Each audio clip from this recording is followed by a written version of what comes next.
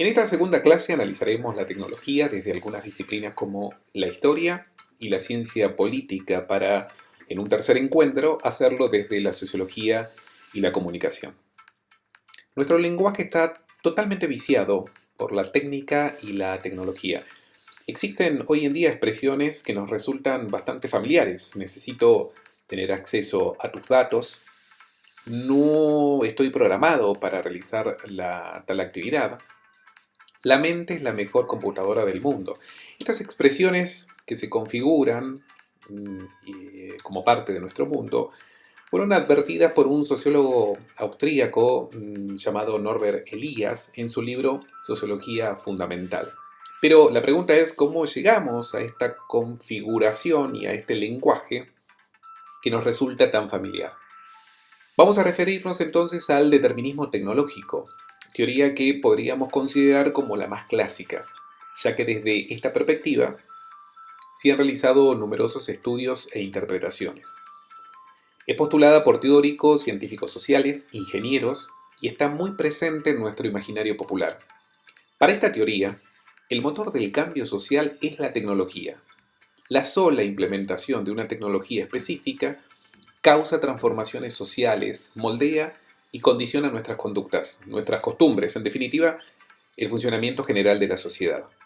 Si bien el determinismo tecnológico como tal existe desde el siglo XX, podemos encontrar este tipo de concepción ya en el siglo XVII, el siglo de las luces. Para esta perspectiva, Europa pudo descubrir el nuevo mundo cuando tuvo la brújula y otros artefactos de navegación. Martín Lutero pudo encabezar su revolución protestante gracias a la difusión de la imprenta en Europa. Las ciudades fueron posibles gracias al automóvil. Es decir, el determinismo tecnológico abreva en la idea de progreso y por lo tanto los nuevos artefactos tecnológicos del futuro, que la industria obviamente nos va a ofrecer, serán totalmente beneficiosos y asépticos. Langdon Biner será crítico de esta teoría y analizará cómo la política está detrás de las tecnologías propuestas. Considera que la sola elección de una opción entre varias de diseño e implementación de un artefacto tecnológico afecta significativamente la distribución de poder, la autoridad y los privilegios de un determinado grupo de la sociedad. Piner definirá la política como los acuerdos de poder y autoridad en una determinada comunidad. También las actividades que se dan en dichos acuerdos. En tanto, para él, la tecnología es todo tipo de artefacto práctico, es decir, son las piezas o los sistemas que integran un hardware. Por lo tanto, el artefacto técnico tiene política cuando actúa como una forma de orden, es decir, se diseñó y se creó un sistema técnico con el fin de conseguir un objetivo concreto dentro de una comunidad. En este sentido, propone analizar los puentes de Long Island. Estos artefactos fueron construidos por Robert Morse entre 1920 y la década del 60. Este funcionario público de Nueva York diseñó y construyó con el fin de obtener un determinado efecto social entre ellos. Los puentes diseñados por este funcionario público querían impedir que los autobuses circularan por ellos. De esta manera reservaba el uso de los parques y de las playas a los blancos de clase media alta, excluyendo a los negros quienes utilizaban el transporte público. Como podemos apreciar, esta tecnología tenía un propósito distinto al del uso claramente definido. Muchas veces solo analizamos la herramienta y su uso sin tener en cuenta que aquello que llamamos tecnologías son el modo de ordenar nuestro mundo. Concebimos las tecnologías como herramientas naturales que pueden utilizarse bien o mal, pero generalmente no nos detenemos a pensar si un determinado artefacto pudo haber sido diseñado y construido de forma que produjera un conjunto de consecuencias lógicas y temporalmente previstas en sus usos corrientes. Pero existe un segundo grupo de artefactos, los denominados sistemas tecnológicos. Un ejemplo es el auto, un artefacto muy común, pero muy complejo. Desde el diseño de un nuevo modelo hasta la adquisición por parte de un consumidor, este artefacto ha tenido que pasar por muchos sistemas y subsistemas tecnológicos. La complejidad llevó a que se creara una serie de departamentos o áreas centralizadas, dice el autor, es decir, áreas como diseño, fabricación, marketing, administración, dirección, entre otras. Cada una con su propia jerarquía y manera de funcionar. El desarrollo de la tecnología llevó a la creación de estas organizaciones sociales, de sus roles de poder y de autoridad. Para Wiener, los sistemas tecnológicos más sofisticados son altamente compatibles con un control de gestión jerárquico y centralizado.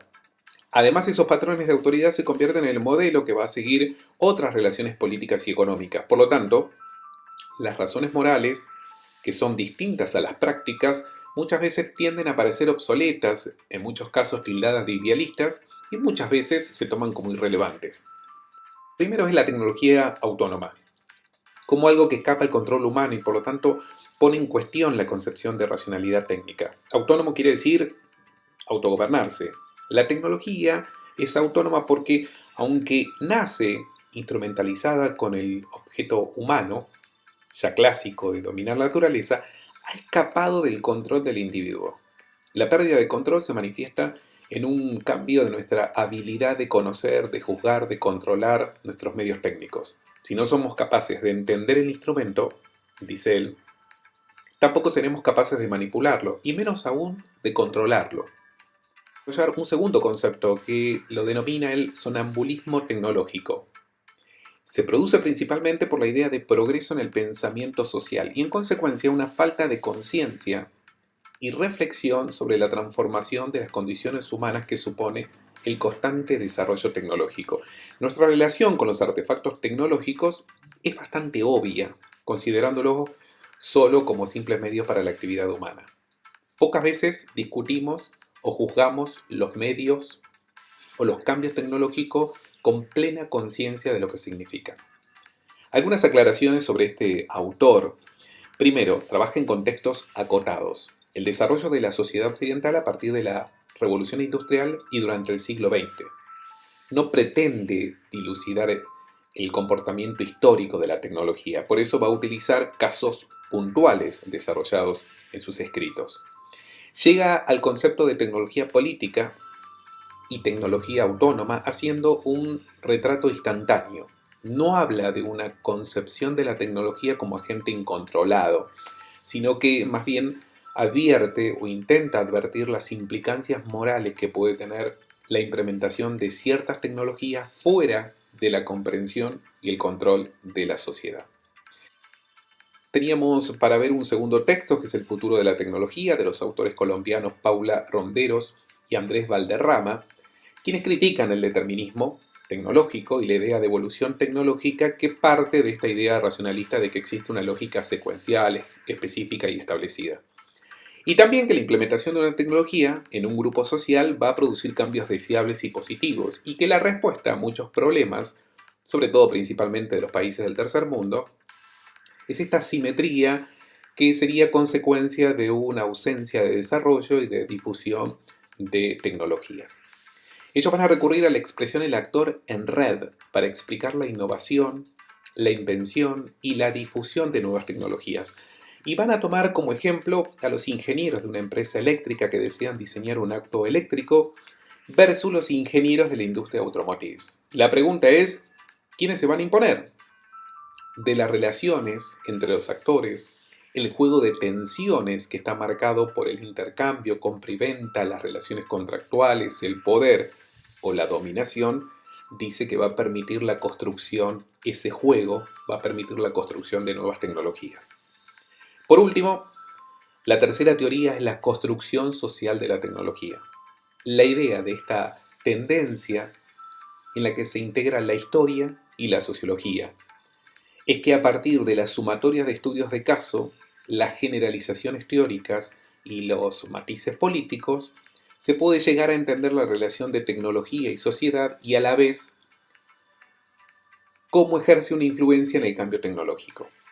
En este sentido encontraremos la respuesta sobre cómo llega un artefacto a ser lo que finalmente es, no solo en términos de diseño, sino en cuanto al significado conceptual, la función y de uso que le va a otorgar la sociedad.